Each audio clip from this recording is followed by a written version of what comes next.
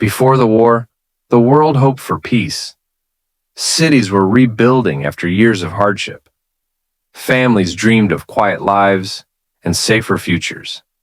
But beneath the calm surface, fear and ambition were growing.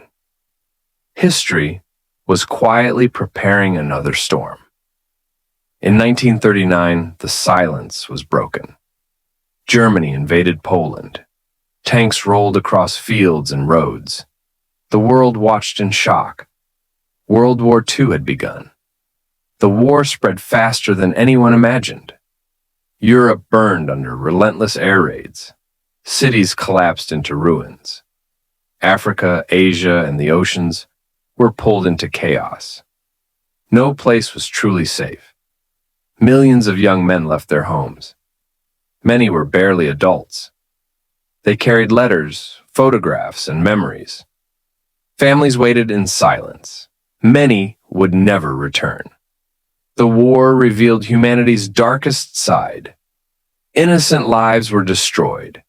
Entire cities were erased. The suffering was unimaginable.